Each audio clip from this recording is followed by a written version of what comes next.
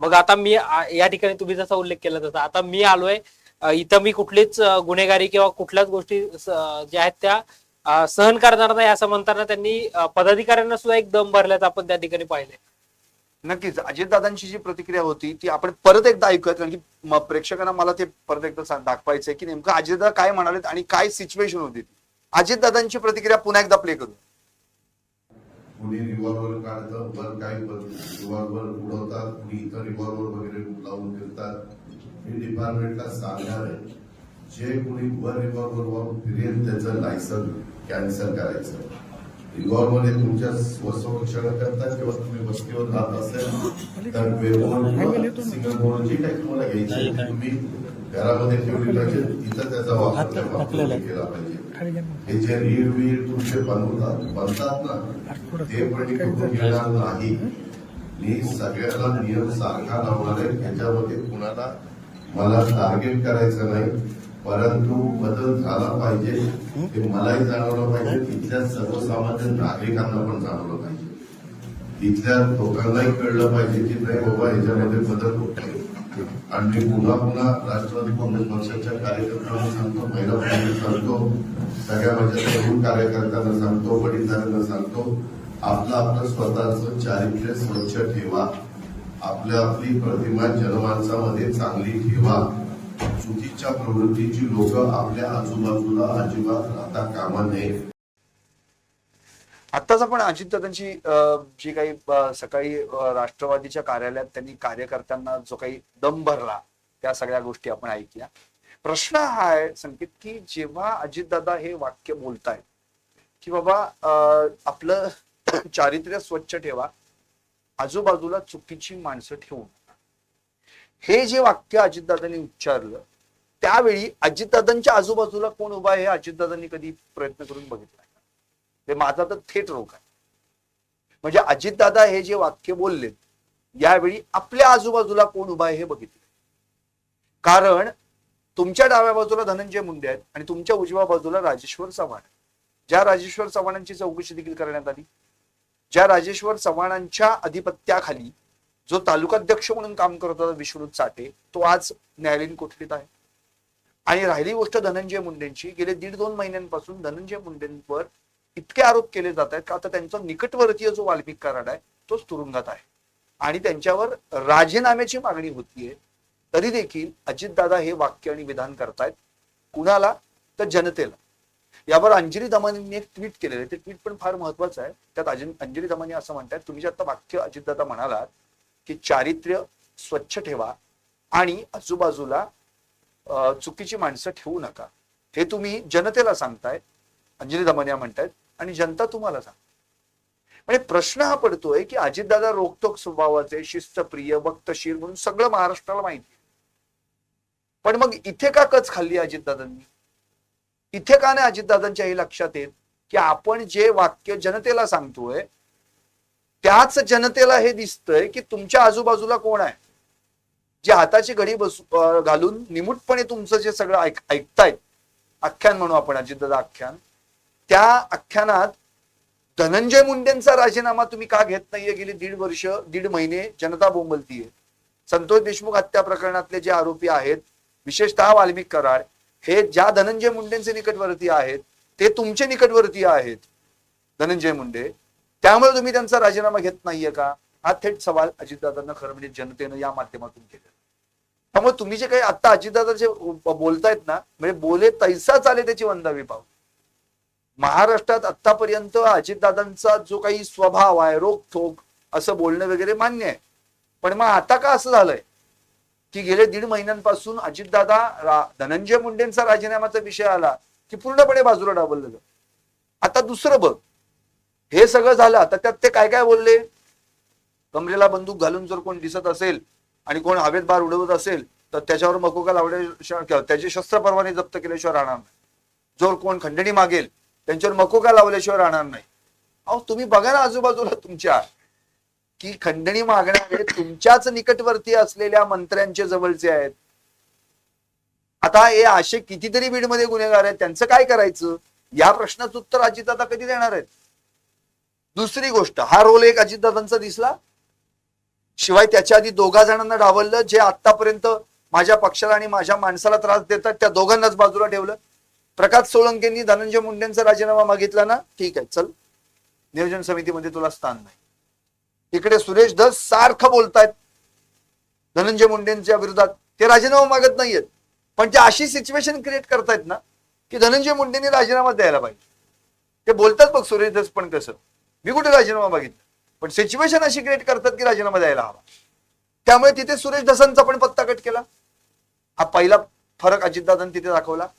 गेल्यानंतर दुसरं, राष्ट्रवादीच्या लोकांना दम भरला, पण शेजारी जे आहेत त्यांना दम भरा ना पहिल्यांदा, ते काय करतायत ते. तिसरा, ते जेव्हा डीपीडीसीच्या प्रत्यक्ष बैठकीला बसले, मग एवढे तुमच्या निकटवर्ती आणि एवढे जवळचे होते, मग शेजारच्या खुर्चीवर का नाही बसवलं धनंजय मुंडे? त्या ठिकाणी मात्र पंकजा मुंडेंना तुम्ही खुर्चीत शेजारी बसवलं. बघा फोटो आहेत आपल्याकडे. असं का? मग पंकजा मुंडेंना जेव्हा हे विधान करण्यात आलं, विचारण्यात आलं, तेव्हा पंकजा मुंडे असं काय म्हणतायत की नाही, प्रोटोकॉल नुसार तिथं माझी खुर्ची ठेवण्यात आली म्हणून मी त्या खुर्चीवर बसणं मला क्रम प्राप्त होत. म्हणजे तुम्हाला कार्यकर्त्यांच्या, राष्ट्रवादीच्या कार्यकर्त्यांच्या समोर धनंजय मुंडे तुमच्या शेजारी उभे असलेले चालतायत, पण जिल्हा नियोजन समितीच्या बैठकीत, जी शासनाची बैठक आहे, शासकीय स्तरावर होते, त्या बैठकीला तुमच्या शेजारी धनंजय मुंडे बसलेले तुम्हाला चालत नाहीत. म्हणजे लोकांना काय दाखवायचं तुम्हाला याच्यात? हा तुझ्या भाऊ कशाला करायचा? आणखी पुढचा मुद्दा, एवढं सगळं झाल्यानंतर जेव्हा या समोरच्या बैठकीमध्ये सगळे अधिकारी पदाधिकारी बसले होते, वेगवेगळे आमदार विविध पक्षाचे, शिवाय त्याच डेस्कवर बजरंग सोनवणे खासदार होते, रजनी पाटील काँग्रेसच्या होत्या, विजयसिंह पंडित पण सुरेश धसांसोबत बसले होते, आणखी बरीच जण, संदीप क्षीरसागर होते. पण हे सगळं असताना जेव्हा सुरेश धस काहीतरी बोलतात, म्हणजे तिथे बाचाबाची झाली का नाही झाली, ही प्रत्येक जणांची आज वेगवेगळी उत्तर आहेत. बघ, सुरेश धस म्हणतात काय किरकोळ बाचाबाची होतेच आहे. बजरंग सोनवणे म्हणाले की आम्ही बीडची जिल्ह्याची बदनामी कुठे केली, आम्ही यावर हा सवाल केला, आम्ही कुठे बीडची बदनामी केली, असा ज्यांनी त्या अर्थी सवाल केला, त्या अर्थी त्यांना कुणीतरी सवाल विचारला म्हणून ना, किंवा कुणीतरी समोरचं बोललंय तेव्हा बीडची बदनामी होतीये म्हणून, मग तिथे दादांनी मोठा आवाज काढला आणि मग सन्नाटा पसरला वगैरे, असं काहीतरी सूत्रांकडून. आता दादा याच्यावर पण चर्चा करतील, ही सूत्र कुठली आहेत, आधीच दादा बोलून मोकळे झालेले आहेत, मग त्याला एक विशिष्ट पुरस्कार द्यायला हवा मला वगैरे. प्रश्न आहे संकेत की जी जिल्हा नियोजन समितीची बैठक होती त्यात आज फक्त 50 लाखाचा आष्टीला एक ठराव पास झालेला आहे आष्टी नगरपालिकेसाठी. तो काय आहे तर ज्या जनावरांसंदर्भामध्ये एक्सरे मशीन आणि जी काही तपासणी मशीन असते त्या संदर्भामध्ये. आता अर्थात सुरेश दसांना ती एक्सरे मशीन पण नाही बोलता आलं, ते झेरॉक्स मशीन वगैरे काहीतरी बोलून गेले, पण ह्या सगळ्या गोष्टी आहेत की जे काही जिल्हा नियोजन समितीचं होतं मग त्याचा आढावा झाला, सगळ्या गोष्टी झाल्या. प्रश्न हा आहे की जेव्हा तुम्ही जिल्हा नियोजन समितीच्या बैठकीला धनंजय मुंडेंना एक खुर्ची बाजूला सारून बसवता आणि त्याच धनंजय मुंडेंना तुम्ही राष्ट्रवादी कार्यालयात कार्यकर्त्यांसोबत शेजारी उभं करता, म्हणजे एकीकडे तुम्ही त्यांची पाठराखण पण करता आणि एकीकडे तुम्ही त्यांच्या बाजून स्वतःचा बचाव पण करता. त्यामुळे या सगळ्या गोष्टींचा जर विचार केला तर आज कुठेतरी बायफर्केशन याच्यात केलं पाहिजे. आणि सगळ्यात मोठा विषय म्हणजे तुम्ही थेट त्यांना अगदी अभय दिलंय की आज अख्ख्या बैठकीमध्ये कुठेच अजितदादांनी धनंजय मुंडेंच्या राजीनाम्याविषयीची काही चर्चा झाली आहे की त्याच्याविषयी काय बोललं असं कुठंही घडलेलं नाही आणि कदाचित ते भविष्यातही घडेल की मला शंका आहे. राज्याच्या मुख्यमंत्र्यांनी सुद्धा थेट राजधानी दिल्लीतनं प्रतिक्रिया देताना धनंजय मुंडेंच्या राजीनाम्यावर जेव्हा त्यांना प्रश्न विचारला तेव्हा ही जी अजितदादांची अधिकृत भूमिका असेल तीच आपली अधिकृत भूमिका असेल असं म्हटलं तर पाहायला मिळालं. नक्की. इव्हन ते एवढं पण म्हणाले की धनंजय मुंडे दिल्लीला आहेत, मी दिल्लीला आहे, ते त्यांच्या कामामुळे आले होते, मी माझ्या कामाला आलेलो आहे आणि धनंजय मुंडेंनी माझी सकाळी भेट झाली होती असंही ते म्हणाले. इव्हन इतकंही म्हणाले की त्यांना मला भेटायला काही चोरी नाहीये, ते मला कधीही भेटू शकतात, मी त्यांना कधीही भेटू शकतो, आम्ही दोघंही मंत्रिमंडळाचे सहकारी आहोत. आणि त्याच्या पुढचं हे वाक्य जेव्हा राजीनामा संदर्भात विचारलं तेव्हा म्हणाले की अजितदादांची जी भूमिका आहे ती अधिकृत भूमिका आहे. म्हणजे अजितदादांची भूमिका काय, धनंजय मुंडेंचा राजीनामा मी घेणार नाही. म्हणजेच देवेंद्र फडणवीसांची भूमिका काय आहे, धनंजय मुंडेंचा राजीनामा मी घेणार नाही. म्हणजेच महायुतीची भूमिका काय आहे, धनंजय मुंडेंचा आम्ही राजीनामा घेणार नाही. हे क्लिअर आहे. आता जर तुम्हाला हे क्लिअरच करायचं आहे याचा अर्थ मग जी जनता बोलतीये किंवा विरोधक बोलतायत किंवा बाकीचे सगळे लोक बोलतायत की धनंजय मुंडे हे दादांच्या निकटवर्ती आहेत, धनंजय मुंडे हे देवेंद्र फडणवीसांच्या निकटवर्ती आहेत, तर ते सत्यच आहे. एकेकाळी त्यांनी तुम्हाला मदत केली, आज तुम्ही त्यांना मदत करताय. म्हणजे धनंजय मुंडेंचा आपण प्रवास बघितला तर की तुला आठवतच आहे, पहिल्यांदा विधान परिषदेवर वर्णिका लागली त्यांची, तर गोपीनाथ मुंडेंनी उत्तराधिकारी त्यांना न करता ते लोकसभेला खासदार झाल्यानंतर पंकजा मुंडेंना केलं. अर्थातच त्या ठिकाणी दुखावले गेले आणि मग राष्ट्रवादीत प्रवेश. शरद पवार तर घेतच नव्हते, अजित पवारांनी मग आणलं, मग विधान परिषदेवर दिलं, मग पुढच्या सगळ्या गोष्टी सुरू झाल्या, मग विरोधी पक्षनेता आणखी काय असेल. पण हे सगळं जेव्हा चालू होतं संगीत, त्यावेळी धनंजय मुंडे जेव्हा रितसर राष्ट्रवादीत आले, तेव्हा मात्र धनंजय मुंडेंनी अजित पवारांची अजिबात साथ सोडली नाही, उलट पाठराखणच करत गेले. मग तो अजितदादांच्या भाषेचा पहाटेचा शपथविधी नसेल, पण सकाळचा शपथविधी धनंजय मुंडे हजर. त्या दरम्यान ज्या काही यात्रा, परिवर्तन यात्रा असतील किंवा पक्षासंदर्भात काही निर्णय असतील, विरोधी पक्षनेता म्हणून टीकेची झोड उठवणं असो, त्यावेळी धनंजय मुंडेंनी खूप चांगल्या पद्धतीनं अजितदादांना मदत केलेली आहे. त्याच्यानंतरची सुद्धा अशा बऱ्याच गोष्टी आहेत जिथं आता अगदी अलीकडे रिसेंटली जेव्हा अजितदादांनी राष्ट्रवादी स्वतःची पक्ष फोडून महायुतीत सामील झाले, त्यावेळी देखील धनंजय मुंडे आघाडीवर होते. याचा अर्थ आपल्याला आठवत असेल, अधिवेशनाचे धनंजय मुंडेंनी जे काय म्हणतो आपण त्याला भाषण केलं होतं, त्या भाषणात त्यांनी ही जाणीव करून दिली होती, मी तुमच्यासाठी काय केलं, एवढं फक्त लक्षात ठेवा. असा साधा सिंपल एक त्यांचा मेसेज होता आणि तो मेसेज अजितदादांनी ऐकला आणि तो मेसेज फास्ट फॉरवर्ड केला. ठीक आहे बाबा, ऐकतो. त्याच्याकडे काय आहे, आज जनतेच्या कुठल्या प्रश्नांना आज अरे म्हणजे दादा बीडमध्ये येणार हे माहीत होताच. राष्ट्रवादीच्या शरद पवार काँग्रेस गटाच्या हेमा पिंपळे जे ऍडव्होकेट पण आहेत आणि त्यांचे पदाधिकारी पण आहेत, त्यांना नजर कैदेत ठेवण्यात आलं. का तर त्यांनी वाल्मिक कराडच्या कोर्टात, म्हणजे कोर्टातून वाल्मिक कराड जेव्हा बाहेर काढलं जात होतं त्या ठिकाणी आंदोलन केलं होतं वाल्मिक कराडाविरुद्ध. त्यांना नजर कैदेत ठेवण्यात आलं का तर इथं काहीतरी अजितदादांच्या विरोधात त्यांनी काही करून. दुसरी गोष्ट, हाच नियम त्यांनी धनंजय मुंडेंचे सख्खे चुलत बंधू अजय मुंडे, ज्यांच्याकडे आता वाल्मिक कराडच्या हातातून काढून घेतलेल्या चाव्या त्याच्या हातात दिलेल्या, त्यांच्या हातात दिलेल्या जगन मित्रच्या, त्यांना सुद्धा तिथं मनाई करण्यात आली जाण्याची. असं तर ऐकून आहे की प्रकाश साळुंकेंचे जे पुतणे होते त्यांना सुद्धा त्या ठिकाणी प्रवेश दिला गेला. म्हणजे ही सगळी का प्रकार हे करावा लागला की अजितदादा पहिल्यांदाच बीडमध्ये येतात, सगळीकडे सेफ सुरक्षित आणि कोणी त्याच्या विरोधात टीकेची जोड त्यांच्या विरोधात उठवू नये. तर एवढं सगळं तुम्ही पाहिलं, अरे पण सर्वसामान्य जनतेला काय पाहिजे हे कुठं पाहिलं? सर्वसामान्य जनता गेली इतके दिवस आक्रोश करते, पब्लिक आउटक्राय आहे की धनंजय मुंडेंचा राजीनामा घ्यायला हवा. या संदर्भामध्ये कुणीच काही बोलताना दिसत नाहीये. दुसरी गोष्ट, हे सगळं झाल्यानंतर डीपीडीसीची बैठक संपली आणि मग पुढे काय घडलं तो तर आणखीनच वेगळा किस्सा. निश्चितच सर, या सगळ्यानंतर म्हणजे जरी डीपीडीसीच्या बैठकीमध्ये काही धनंजय मुंडे आणि सुरेश देसांमध्ये काही बाचाबाची झाली असली तरी तिकडे मात्र राजकीय विरोधक अजित पवारांचे आणि बीडचे जे खासदार आहेत बजरंग सोनवणे, ते मात्र या डीपीडीसीच्या बैठकीवर खुश असल्याचं पाहायला मिळतंय. म्हणजे 22 वर्षाच्या इतिहासात पहिल्यांदाच बीड डीपीडीसीची बैठक अतिशय शिस्तीत झाली असं तिकडे बजरंग सोनवणेंनी प्रतिक्रिया दिली आहे माध्यमांना. बजरंग सोनवणे काय म्हणाले ते ऐकूया. रेल्वेचा ते मी सोलापूर जळगाव म्हणजे लातूर आपला जालना मार्गे ही नवीन रेल्वे होण्यासाठीचा ठराव डीपीडीसीचा मंजूर करायला सांगितला आणि त्याला सर्व सभागृहानं मान्यता दिली. त्याच्यानंतरचा पुढचा विषय आणखी एक माझा होता एअरपोर्टचा. मी ज्यावेळेस एअरपोर्टची मागणी सभागृहात केली त्या दिवशी सगळे मला हसले, पण मी या 4 वर्षात बीडला एअरपोर्ट करणारच आणि आदरणीय अजितदादांनी सुद्धा सांगितलेलं की मी त्याला तुम्हाला पैसे देतो. एकंदरीत आता आपण जी बजरंग सोनवणे खासदार आहेत बीडचे, त्यांनी जी प्रतिक्रिया दिली ती ऐकली. आता त्यामध्ये त्यांनी स्पष्टपणे, म्हणजे तू जे म्हणाला त्याचा त्यांनी उल्लेख केलाच होता, पण आपण जे बाईटमध्ये ऐकलं त्यांनी थेट आपलं कामाचं त्या ठिकाणी मुद्दे मांडले. त्यांनी स्पष्टपणे म्हटले की नॉर्थ आणि साऊथ जे काही बीड रेल्वे मार्गास तिथे झट्ट आहेत तिथे की तो जोडा. आणि दुसरी गोष्ट म्हणजे मांजर सुंब्यामध्ये एक जागा प्रस्तावित आहे बीडच्या एअरपोर्टसाठी, तर त्यासाठी प्रयत्न करायला हवेत. दादांनी त्यांना मंजुरी पण देऊयात, आपण महाराष्ट्र सरकार त्याला मंजुरी देईल, पैसा पण देईल असं देखील म्हटलं. त्यामुळे त्यांचं असं स्वप्न आहे की कोणत्याही परिस्थितीत येत्या 4 ते 5 वर्षामध्ये बीडचं विमानतळ व्हायला पाहिजे. अर्थात बजरंग सोनवणेंनी आज जे काही मुद्दे मांडले ते मुद्दे अतिशय महत्वाचे होते, कारण की बीडमध्ये सगळ्यात महत्त्वाचे म्हणजे विकासाच्या दृष्टिकोनातून काही म्हणजे कामच झालेलं दिसत नाही असं एकंदरीत दिसतंय. कारण की आता जे बाकीचे सगळे जे काही बीडमध्ये उद्योग बाहेर येतात त्याच्यावरून तरी असं दिसतंय की बीडला आता कोणत्याही परिस्थितीत विकासाकडे वळवणं, विकासाकडे नेणं आणि विकासाभिमुख चर्चा करणं गरजेचं आहे. आणि ते काम चोखपणे बजरंग सोनवणेंनी आजच्या डीपीडीसी मध्ये बजावलेलं आहे, हे तरी याच्यातनं क्लिअर होतं. राहिली गोष्ट बाचाबाची, बीडची कुणी बदनामी करते याच्यावर त्यांनी बाहेर प्रतिक्रिया दिल्या. त्यांचं असं स्पष्ट मत होतं, कालही देखील ते असं म्हणाले होते की ज्यांनी घटना घडवल्या त्यांनी बीडची बदनामी केली का ज्यांनी घटना ओपन केल्या त्यांनी बीडची बदनामी केली, याचं उत्तर यांनी द्यायला. सुरेश धसांनी सुद्धा या सगळ्या अनुषंगाने आपल्याला प्रतिक्रिया दिल्याचं पाहायला मिळालंय.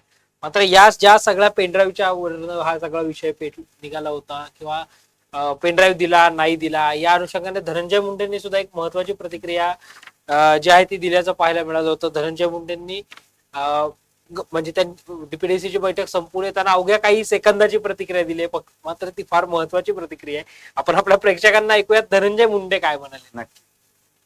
नाही, अतिशय चांगली डीपीडीसी या ठिकाणी फार पहिली डीपीडीसीला आदरणीय दादा या ठिकाणी आले होते, त्यामुळे दादांनी अतिशय सविस्तर सगळ्यांना संधी देऊन त्या ठिकाणी सगळ्यांचे विचार घेऊन पुढच्या वर्षीचा प्लॅन अतिशय व्यवस्थितपणे करण्याचा आणि अधिकचा निधी देण्याच्या बाबतीत सुद्धा त्यांनी सकारात्मक करायचं ठरवलं. काय विषय काय होते डीपीडीसी मध्ये जे विषय असतात, जिल्हा नियोजन आणि एकूण जिल्ह्याच्या नियोजनामध्ये जो जिल्ह्याला येणारा निधी आहे त्यातल्या वेगवेगळ्या यंत्रणेच्या माध्यमातून बीड जिल्ह्याच्या विकास कामाच्या संदर्भात. बरं, असं एक पेनड्राईव्ह सुरेश धस देणार होते काही जिल्ह्यातल्या सगळ्या घटना, ते माहित नाही त्याच्या बाबतीत असा पेनड्राईव्ह त्यांनी दिलाही नाही असं काही. ठीक आहे, थँक्यू.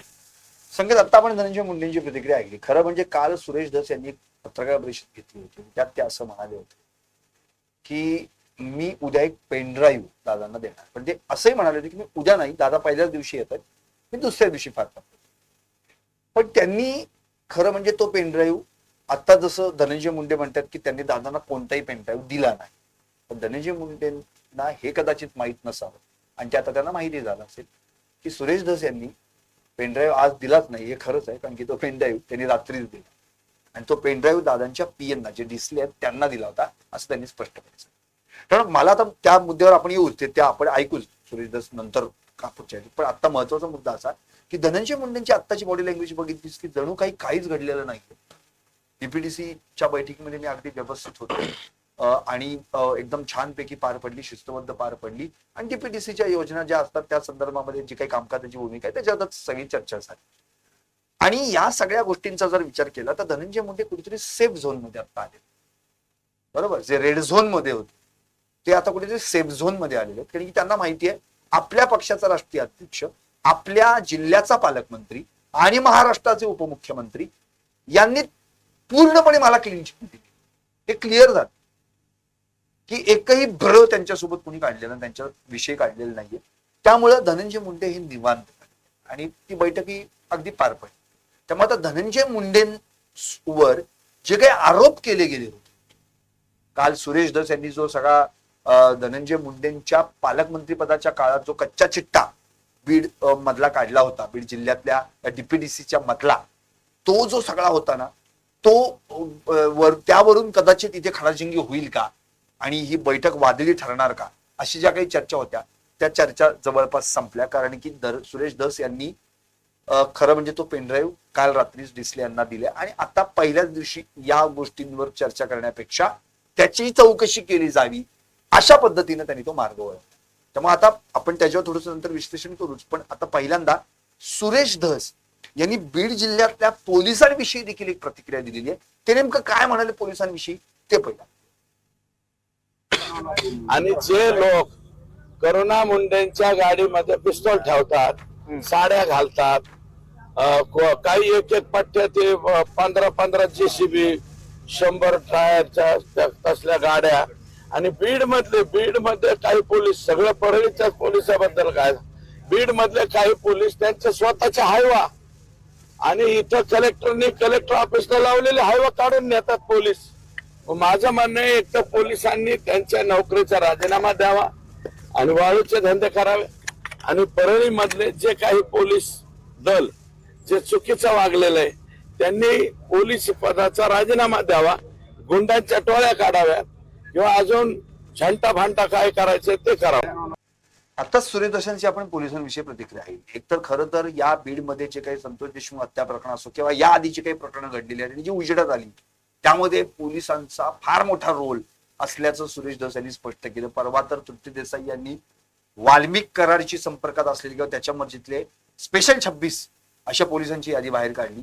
तर स्वतः सुरेश धस यांनी एकंदरीतच आतापर्यंतची 100-150 किंवा 200 पोलीस अधिकारी असे आहेत जे वाल्मिकी कराडच्या मर्जीतले आहेत म्हणून ती मुख्यमंत्र्यांना यादी दिली असं त्यांनी सांगितलं. आता या संदर्भात जेव्हा त्यांनी वक्तव्य केलेलं आहे की जे पोलीस आता बीडमध्ये काम करतायत ना ती पहिले सुधारणं गरजेचं आहे, ती यंत्रणा पोलीस प्रशासन सुधारणं गरजेचं आहे. कारण की याच्यातले अशी काही पोलीस आहेत ज्यांचे 15-15 टिप्पर हायवा अशी परिस्थिती आहे आणि कोण साडी नेसून करुणा मुंडेंच्या गाडीत जाऊन पिस्तूल ठेवतोय अशी बरीचशी त्यांनी उदाहरणं दिली. आणि त्यांनी हेही स्पष्ट केलं की हे एवढं सगळं जिथं घडतंय मग पोलिसांनी सरळ नोकरीचा राजीनामा द्यावा, रिमूव्ह ऑफ सर्व्हिस व्हावं, वाळू व्यवसाय सुरू करावा, नाहीतर गुंडांच्या टोळ्या चालू कराव्या, नाहीतर झंटापंटा काहीतरी करावा असं त्यांच्या भाषेत त्यांनी सांगितलं. आणि हे सुरेश धस कालही म्हणाले होते आणि आज देखील त्या संदर्भात त्यांनी ती प्रतिक्रिया.